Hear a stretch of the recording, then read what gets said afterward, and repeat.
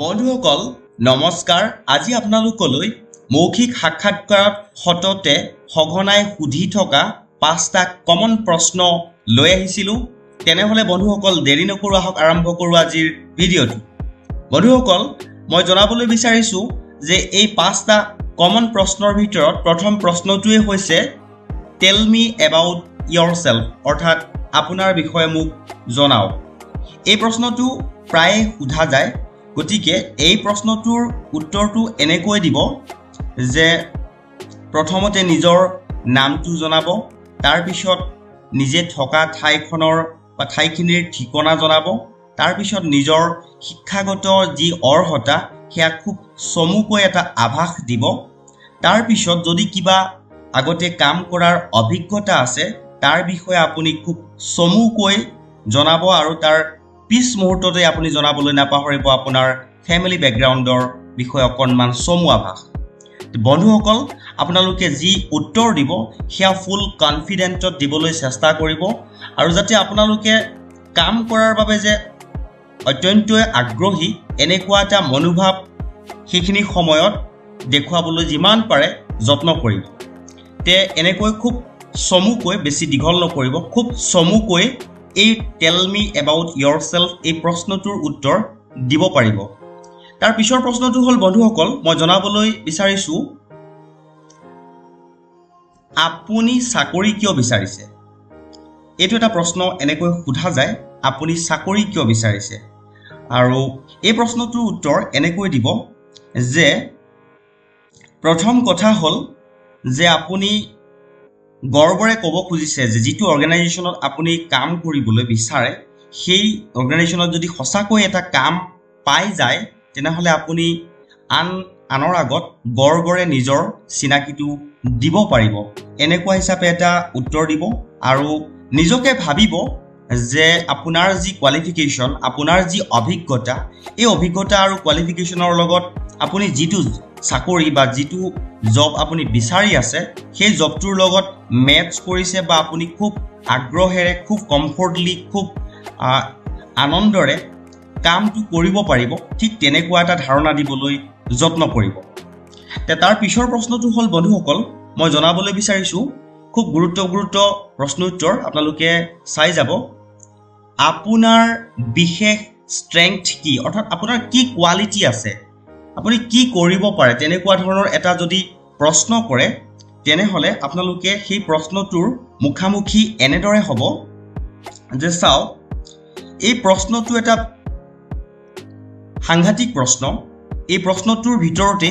আপোনাৰ গোটেইখিনি তেওঁলোকে ওভাৰঅল আপোনাৰ গোটেইখিনি আপোনাক এটা পৰীক্ষা কৰিব পৰীক্ষাটো হ'ল আপোনাৰ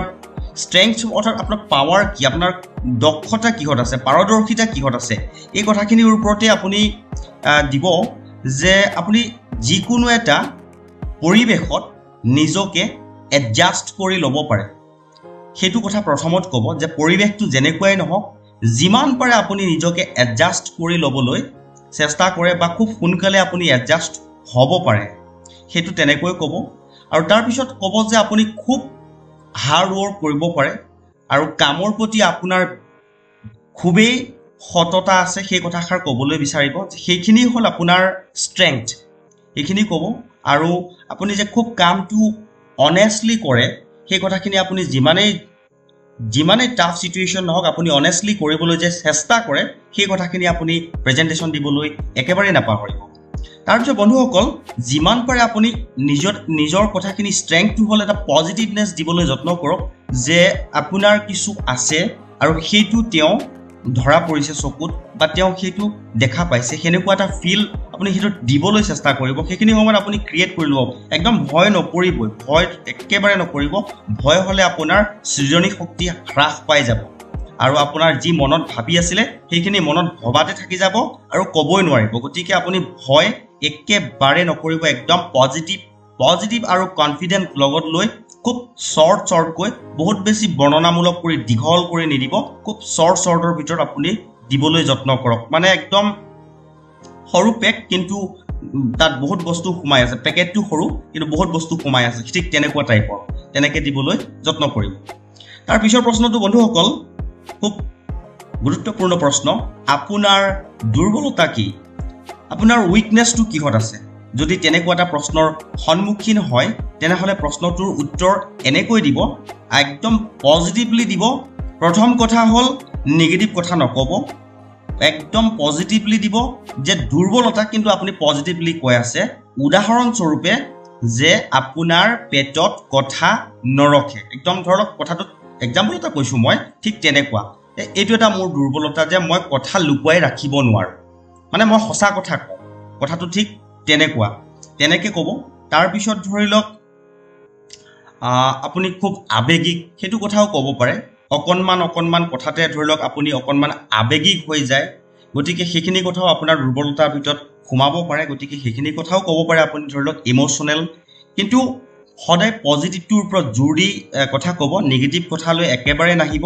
যিমান পাৰে আপুনি পজিটিভ কথা ক'বলৈ যত্ন কৰিব ধৰি লওক আপুনি এটোও ক'ব পাৰে যে মই সদায় সঁচা কথাই কৈ পাওঁ সেইটো মোৰ এটা দুৰ্বলতা তেনেকৈ আপুনি আপোনাৰ দুৰ্বলতাটোক এটা পজিটিভ প্ৰেজেন্টেশন দিব পাৰে তাৰ পিছৰ প্ৰশ্নটো হ'ল বন্ধুসকল আটাইতকৈ গুৰুত্বপূৰ্ণ প্ৰশ্ন বুলি আমি ভাবিছো আমি আপোনাক কিয় বাছনি কৰিব লাগে এইটো এটা প্ৰশ্ন যদি আপোনাক এনেকৈ প্ৰশ্ন কৰে যে যিজন প্ৰশ্ন কৰোতাই আপোনাক যিজনে সাক্ষাৎকাৰ ল'ব তেওঁ যদি আপোনাক এনেকৈ প্ৰশ্ন কৰে যে আমি আপোনাক কিয় বাছনি কৰিম তেতিয়া আপুনি নিজকে কেনেকৈ প্ৰেজেন্টেশনটো দিব প্ৰথম কথা হ'ল যে এই প্ৰশ্নটো যেতিয়াই সুধে আপুনি ভাবিব যে আপোনাৰ কাৰণে আহিছে এটা সোণালী সুযোগ নিজকে প্ৰেজেন্টেশন কৰাৰ আপুনি একদম ভাবি ল'ব যে আপোনাৰ এই প্ৰশ্নটোৰ কাৰণে আপুনি ওয়েট কৰি আছিল ৰৈ আছিল এই প্ৰশ্নটোৰ কাৰণে আপুনি ৰৈ আছিল আৰু এই প্ৰশ্নটো শুনাৰ লগে লগে অকনমান ৰৈ যে কথাটো আপুনি বুজিবলৈ চেষ্টা কৰিছে তাৰ পিছত আপুনি আৰম্ভ কৰক আপোনাৰ মনৰ কথাখিনি যে আপুনি কিহত আপোনাৰ দক্ষতা আছে আৰু কামটো কৰাৰ পিছত আপুনি কেনেকৈ এটা আনন্দ মনেৰে কামটো কৰিব পাৰিব সেই কথাখিনি যিমান পাৰে আপোনাৰ সন্মুখৰ জনক আপুনি কিয় শ্ৰেষ্ঠ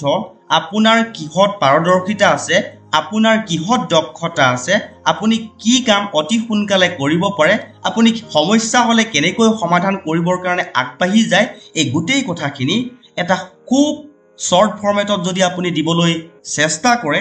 তেনেহলে আমি ভাবু আপোনাৰ যি পাৰ্থিত্য সেয়া বাছনি হোৱাৰ চান্স আগতকৈ বহু গুণে বাঢ়ি যাব তে বন্ধুসকল এই পাঁচটা প্ৰশ্নৰ উত্তৰ আপোনালোকে নিশ্চয় মনত ৰাখি আগবাঢ়ি যাব বুলি আমি আশা কৰি আজিলৈ বিদায় লৈছো